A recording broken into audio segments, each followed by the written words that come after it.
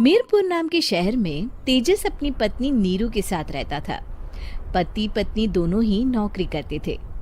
एक दिन तेजस गांव अपनी माँ के पास फोन करता है। हेलो, प्रणाम माँ।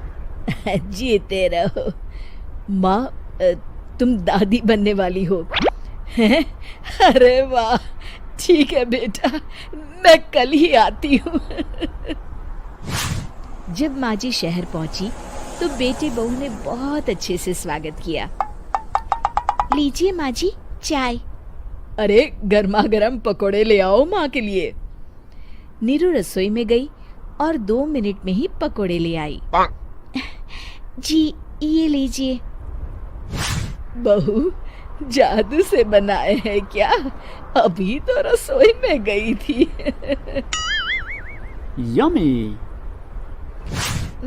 माँ जी, शीला रसोई में पकोड़े तल रही है, मैं बस लेकर आई।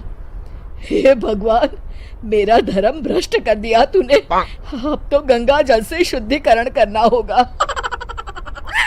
दूसरे दिन, माँ जी मैंने नाश्ता बना दिया है, ऑफिस जा रही हूँ। पर अभी तो घर का सारा काम पड़ा है। शीला आती ही होगी, झाड़ू पोछा बर्तन कपड़े वो सब कर लेगी। हमारे जमाने में घर का सारा काम हम ही करते थे। जी माँ जी, आप बहुत होशियार हैं, मैं घर ऑफिस दोनों नहीं संभाल पाती। तो जरूरत क्या है घर से बाहर जाकर चाकरी करने की? वैसे भी घर का काम खुद करने से घर में बरकत आती है, समझी? पर माँ जी। पर वर कुछ नहीं, इस महीने की पगार मिले फिर ऑफिस बंद। हाँ। रात को नीरू तेजस से कहती है, सुनिए जी, माँ जी बोल रही थी कि मैं नौकरी छोड़ दूं। वैसे ठीक ही तो है, अभी तुम्हें आराम की जरूरत है। फिर भी आराम कहाँ, शीला को छुड़ाने के लिए बोल रही थी। तो अब 24 घंटे में इतना काम तो कर ही सकती हो। पर जॉब पसंद है मुझे, घर पर मन नहीं लगेगा।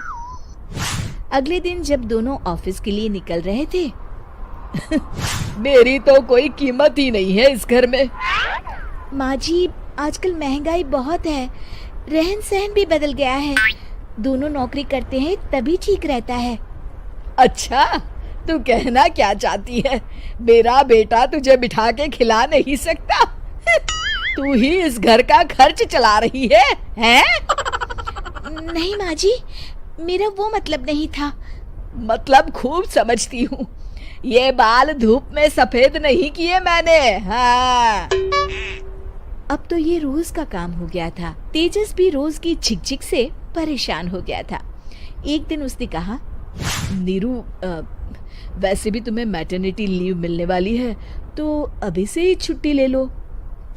पर क्या, मेरी सैलरी अच्छी खासी है। आखिर नीरू ने रिजाइन कर दिया। जब बच्चा हुआ तो घर में सब बहुत खुश हुए। कुछ दिनों बाद तेजस फाइल देख रहा था। क्या हुआ तेजस, कुछ परेशान लग रहे हो?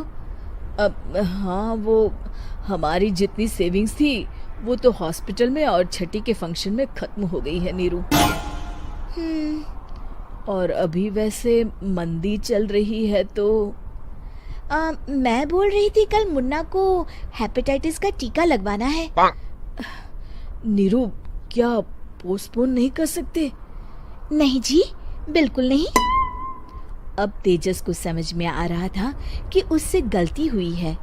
पैसों की कमी का असर घर के माहौल पर भी पड़ रहा था।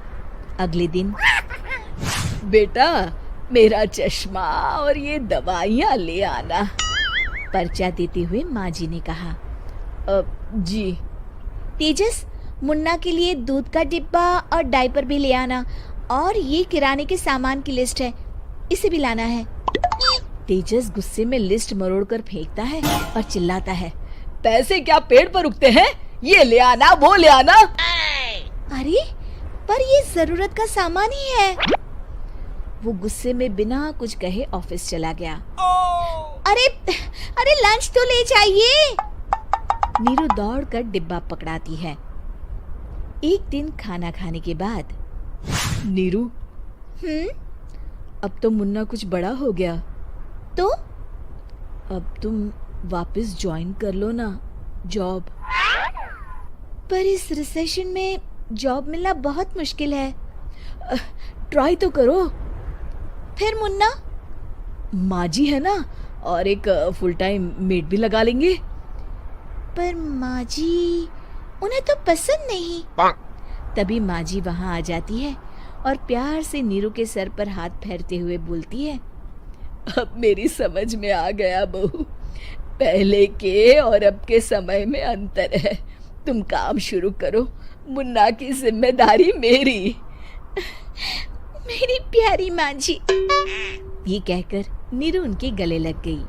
शिक्षा, परिवर्तन संसार का नियम है, हमें भी समय के साथ चलना चाहिए। उम्मीद है कि आपको हमारी ये कहानी पसंद आई होगी। कृपया हमारे चैनल को सब्सक्राइब करें और सभी अपडेट्स के लिए बेल आइकन जरूर क्लिक करें। और हाँ, वीडियो लाइक और शेयर करना मत भूलिएगा। Bye bye.